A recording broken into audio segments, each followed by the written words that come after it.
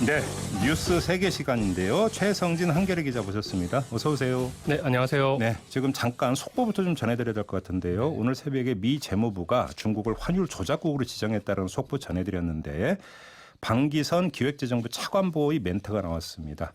이렇게 되면 불확실성이 확대가 된다면서 이 변동성이 과도하게 확대될 경우에 과감한 시장 안정 조치를 취하겠다.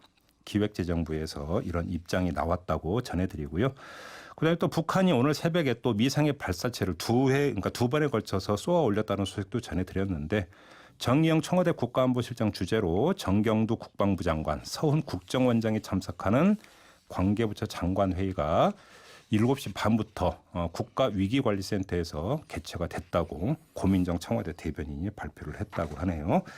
자, 이 속보 전해드리고요. 자, 이번엔 뉴스 세계로 넘어가겠습니다. 자, 오늘 준비해 오신 첫 번째 소식은 뭔가요? 예, 명성교회 세습은 무효 판결 소식입니다.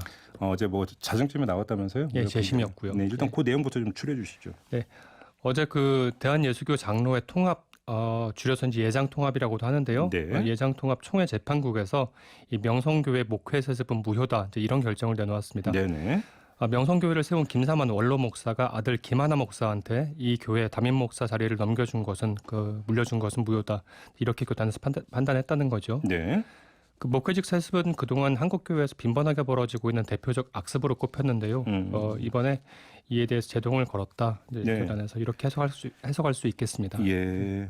저희가 일전에 이제 이게 결정 나는 거 아닌가 해가지고 이제 인터뷰도 한 적이 있었는데 이때는 이제 그 결정이 안 났고 네네. 다시 미뤄졌는데 이제 자정쯤에 무효다, 세습은 무효다 이런 결정이 내려졌습니다. 자, 이러면 세습 논란이 이제 끝났다 이렇게 봐도 되는 건가요? 그건 아닐 것 같아요. 그래요? 예. 또 2라운드가 시작이 되는 겁니까? 2라운드라고 할 수도 있을 것 같은데요. 네.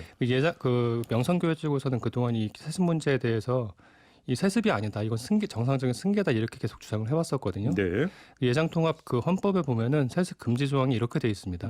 그 은퇴하는 담임 목사는 그렇죠. 그 배우자나 이 직계 비속 그리고 직계 비속의 배우자한테 이 담임 목사 자리를 물려줄 수 없다. 근데 이렇게 이제 엄격하게 규정을 하고 있는데 명성교회 쪽은 은퇴하는이 아니라 은퇴한이었다. 그렇죠. 네. 은퇴한 지 2년이 지났는데 뭐가 문제냐. 네. 이렇게 주장을 하면서 사실 재심 과정에서도 굉장히 강력하게 반발을 해왔었잖아요. 네네. 그래서 따라서 이번 재심이 이제 최종심이어 갖고 이 교회법에 따른 뭐 불법 절차는 불가능하겠지만 네. 명성교회가 갖고 있는 가장 어떻게 보면 영향력이 큰 칼이 이 교단을 탈퇴하는 카드인데요. 이 예장통합 교단을 탈퇴할 가능성도 배제할 수 없고 네. 신도수가 10만 명이라면서요. 등록된 신도수만 10만 명이라고 합니다. 예. 이 만약에 명성교회가 예장통합에서 탈퇴를 하게 된다면 네. 이 교단에 미칠 사실 피해도 적지는 않죠. 그러게요. 네네. 이후 이제 명성교회 쪽에서 어떻게 움직이는가 네네. 이게 그러니까 관심의 초점이 되겠네요. 좀 네네. 지켜보도록 하고요. 자, 두 번째 뉴스로 넘어가죠. 네, 문재인 대통령 평화 경제를 제안하다입니다. 네. 그 어제 청와대 수석 보좌관 회의에서 문재인 대통령이 다시 이 평화 경제를 강조했습니다. 그 일본은 어제도 한국을 향해서 일본에 대해 이제 과잉된 주장을 한다 이제 이런 취지로 비판을 이어왔는데요. 그 문재인 대통령의 적반하장 주장에 대해 이제 스가 요시히데 일본 관방 장관의 답변이었습니다. 과잉 주장이다. 네네. 문재인 대통령의 이제 그 언급에 대해서 네네. 이렇게 이제 맞받아친 거죠. 예, 쉽게 말해서 이제 오바다 이제 이런 뜻이죠. 네. 예. 그 문재인 대통령은 이런 일본을 극복하려면 그 남북 간 경제 협력, 이 곧 평화 경제를 추진해야 한다 이제 이런 메시지를 제시한 겁니다. 네. 일본이 지금은 이제 경제 규모와 내수 시장을 기반으로 우리 경제보다 우위에 있지만 한반도 평화 경제가 실현되면 얼마든지 일본을 넘어설 수 있다. 뭐 넘어서 보자. 뭐 이런 의미로 이런 의미의 발언으로 풀이됩니다. 그러니까 이 시점에서 평화 경제를 언급한 배경 어떻게 읽어야 되는 겁니까? 일본의 이번 그 경제 도발에 대해서 이 문재인 대통령이라든지 이 청와대가 갖고 있는 기본적 인식에 대해서 조금 이해를 하는 편이 좋을 것 같아요. 네. 뭐 언론에서는 이번 그 일본의 경제 도발은 이 급성장하고 있는 한국 경제에 대한 어떤 견제 차원이다. 한국 경제를 타격하기 위한 카드다. 뭐 이렇게 해석을 하고 있는데 문재인 대통령이 여기서 한 걸음 더 나아간 거죠. 네. 그 트럼프 행정부라든지 뭐 문재인 정부 출범 이후에 이 남북 간에 그리고 남북 미 간에 어떤 평화의 흐름이 조성되고 있는데 네. 여기서 일본은 좀 소외되는 흐름이 있었고요. 예.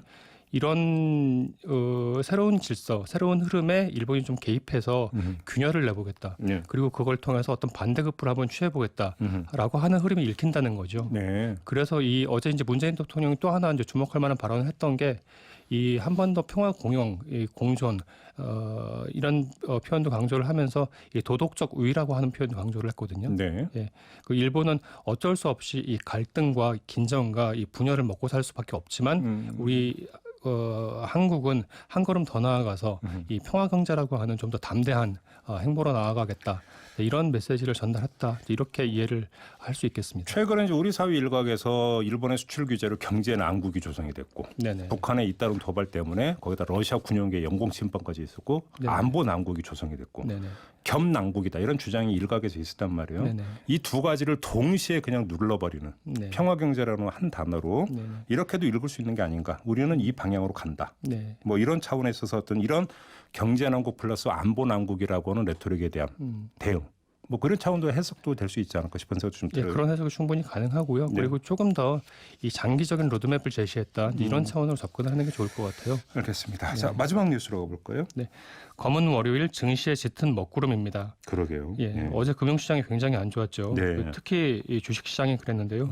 예, 코스피도 크게 떨어졌지만 코스닥에서는 지수 급락을 막기 위해서 이 3년여 만에 이 사이드카가 발동될 정도였습니다. 그러게요.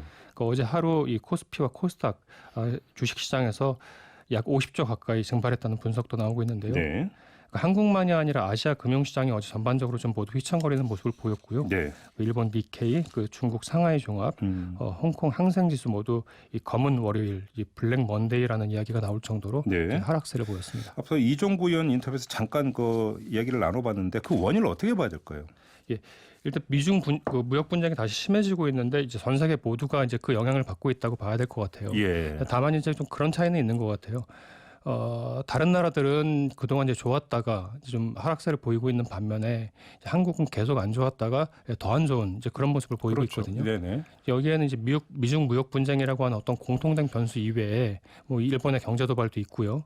그리고 또 하나 이제 구체적으로 살펴봐야 될 거는 지난해 하반기부터는 이 그동안 이제 코스피도 그랬지만 코스닥 시장을 이끌어왔던 대표적인 대장주가 이제 바이오주였습니다. 아, 예, 예. 예. 근데 뭐 아시겠지만 바이오주가 최근에 계속 이런저런 뭐 크고 작은 사건들이 터지면서 아, 예, 예. 굉장히 예. 많이 빠지고 있는데 아, 예. 쉽게 말해서 좋은 뭐 호재가 하나도 없고 악재만 계속 연이어 터지고 있는 상황이죠. 이런 상황에서 주식시장이 굉장히 심각할 정도로 부진한 것은 맞다, 사실이다 이렇게 알겠습니다. 봐야 될 것 같습니다. 여기에다가 이제 뭐 좀 미국이 좀 중국을 환율 조작국으로 지정을 했다고 하니 네네. 첩첩산중이네요, 한마디로 정리하면. 알겠습니다. 자, 이렇게 뉴스 세계 마무리하죠. 최상진 한겨레신문 기자와 함께했습니다. 고맙습니다. 네, 고맙습니다.